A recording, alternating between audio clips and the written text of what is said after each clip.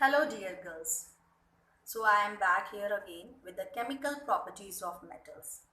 In my previous video, I discussed the chemical properties of metals in terms of reaction with oxygen or air, which was also mentioned as the combustion reaction, and second was with the water. Now in today's video, I will be discussing about the reaction of metals with acid. So let us find out what happens when metals reacts with acid. So the general formula is metal reacts with dilute acid to form salt and hydrogen gas. Now how can we identify the gas is liberated as a hydrogen gas?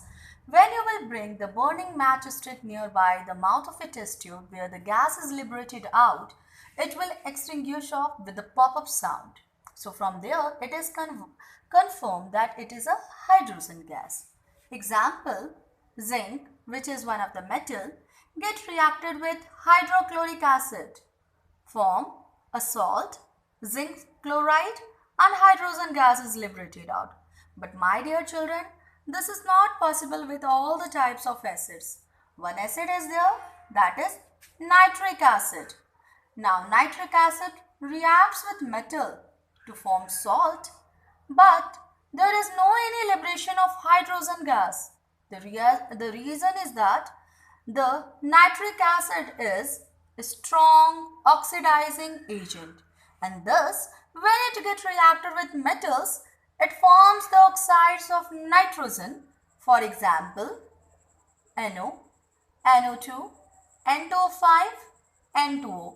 These all are the example of the oxides of nitrogen, and thus in this case only it is seen that there will be no liberation of hydrogen gas.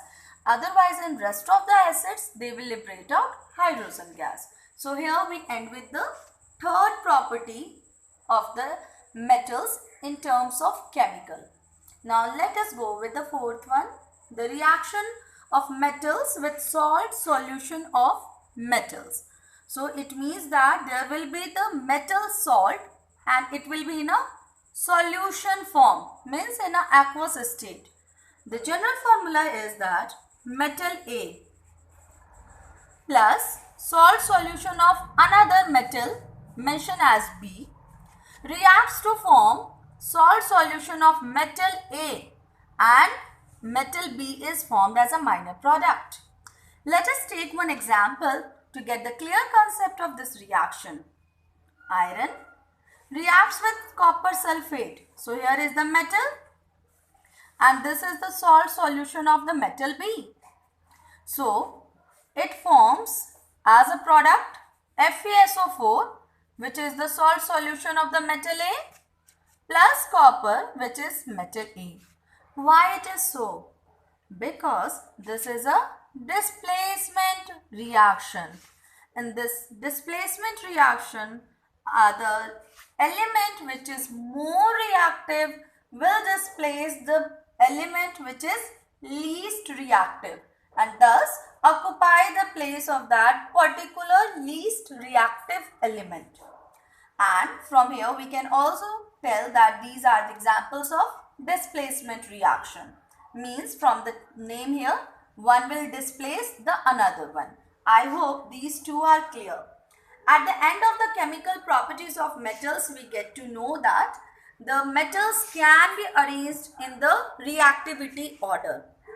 And from there, we can conclude that the most reactive metal in the reactivity series is potassium and then sodium. So this arrow indicates that potassium is more reactive in comparison to sodium, but altogether these two are very reactive in the reactivity series of the metals. And the least reactive metal in the reactivity series is, this is silver, this is also named as argentum, this is gold named as aurum, this is platinum, that is Pt. So here we end with the chemical properties of metals as well as the reactivity series. In our next video, I will be discussing about the chemical and the physical properties of bases. That's all for today. Thank you.